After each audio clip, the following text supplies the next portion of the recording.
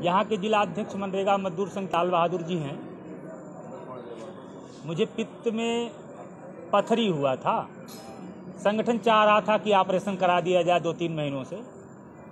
संगठन में इतने कार्यक्रम थे कि व्यस्तता के कारण इस पथरी का ऑपरेशन करा पाना मेरे लिए संभव नहीं हो पा रहा था। संगठन के दबाव में निर्णय लिया गया कि ऑपरेशन हो जाए। इस जिले के जिला अध्यक्ष जी ने दबाव बनाया कि ऑपरेशन हो तो मेरे जनपद में हो, राष्ट्रीय अध्यक्ष जी का। इन्होंने पटेल हॉस्पिटल का चुनाव किया। आज मैं 5 दिन से यहाँ हूँ, बड़ा अच्छा लगा। यहाँ का पूरा स्टाफ, वैसे तो मैं कम बीमार पड़ता हूँ अमित जी, लेकिन तमाम सुना था कि प्राइवेट हॉस्पिटल वगैरह बड़ा शोषण करते हैं। यहाँ आकर के भ्रांति दूर हो गई। यहाँ के सफाई कर्मी, बड़ा अच्छा माहौल दिखा। यहाँ की स्टाफ दिन में 5 बार तो पूछ ही लेते थे, और पेशेंट की तरह। कभी ऐसा नहीं महसूस हुआ कि एक राष्ट्रीय अध्यक्ष के नाते इतना महत्व दिया जा रहा है। एक सामान्य तरीके से मुझे और अन्य मरीजों को भी देखा जाता रहा है। इस 5 दिन के कार्यक्रम में सफलतापूर्वक हमारा उपचार करने के लिए पटेल हॉस्पिटल के समस्त चिकित्सकों, समस्त नर्सेज और यहाँ इस चिकित्सालय के मालिक को मैं मनरेगा मजदूर संघ की तरफ से धन्यवाद देता हूँ। ईश्वर से ये कामना करता हूँ कि अस्पताल हमेशा समाज की सेवा करता रहे। आपका ऑपरेशन के बाद स्वास्थ्य कैसा है आज? एकदम फर्स्ट क्लास स्वास्थ्य, एकदम फर्स्ट क्लास है। स्वाभाविक कुछ कमजोरी है। 5 दिन में थोड़ी असुविधा अस्पताल प्रशासन को हुई होगी, क्योंकि उत्तर प्रदेश के कोने कोने से वरिष्ठ पदाधिकारी आए, 5 दिन मिले। अब क्या करूं, सामाजिक जीवन है। मैं पहले दिन ही आया था तो भाई आपका अस्पताल है अशोक जी का, मैंने आपसे कहा था कि पूरी कोशिश करूंगा कि ऑपरेशन गोपनीय रखा जाए, लोग ना, कम से कम लोग आए। लेकिन फिर भी आ ही गए होंगे 150 लोग जो भी आ गए होंगे। तो जो एक भ्रांति है प्राइवेट हॉस्पिटल वाले लूटते हैं, क्या यहाँ लूट नहीं है? यहाँ नहीं। पटेल हॉस्पिटल में मैंने देखा जो कुछ हुआ बहुत ही शानदार ढंग से हो रहा है।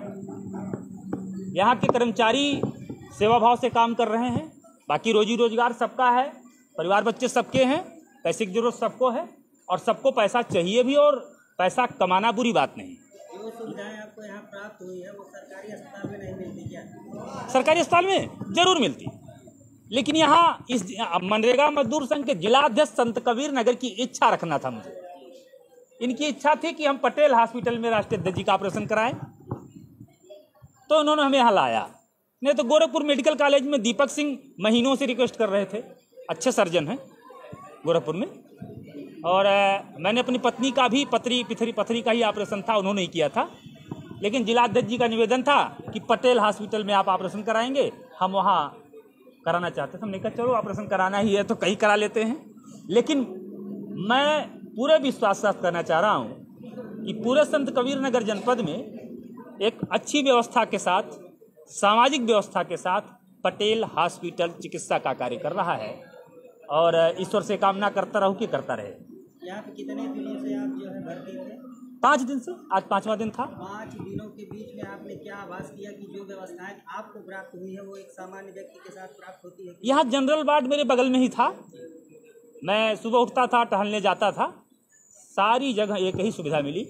बस अंतर सिर्फ इतना था कि कहीं एसी नहीं लगा था तो कहीं एसी लगा था। तो वो तो जब चिकित्सालय निजी है तो साधन संसाधन के हिसाब से लोगों को सुविधाएं तो मिली जाती हैं, लेकिन बेहतरीन, कुल मिला के बेहतरीन पटेल हॉस्पिटल बेहतरीन। और अब जब आप लोग आ ही गए हैं तो मेरे मित्र काफ़ी दिनों से संतोष जी हैं,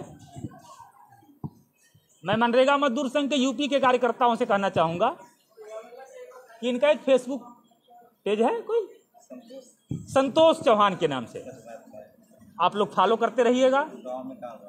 और यूट्यूब चैनल क्या है आपका? अमित जी का भी फेसबुक है, अमित जी का भी फॉलो करते रहिएगा। यूपी में 3 करोड़ मनरेगा श्रमिक हैं, मेरे साथी हैं। जब आपके राष्ट्रीय अध्यक्ष को दिखाते हैं तो आप फॉलो करोगे तो आप तक हमारी बातें पहुंचती रहेंगी, और आप मनरेगा एक्ट से लाभान्वित होते रहेंगे। और जो वर्तमान में कार्यदायी संस्थाएं, वीडियोज और समस्त आईएएस जो लूट मचाए रखे हैं मनरेगा में, रोकथाम होगा। साथियों, मैं मनरेगा श्रमिकों से कहना चाहूँगा यूपी के कि मनरेगा एक ऐसा कानून है जिससे आप अपने जीवन को बदल सकते हैं, परंतु भारत की जो ये ब्यूरोक्रेसी है, नौकरशाही है, बीडीओ से लेकर के डीएम तक ये लूट रहे हैं। इससे बचना है तो मनरेगा कानून को जानना होगा। धन्यवाद आप लोग।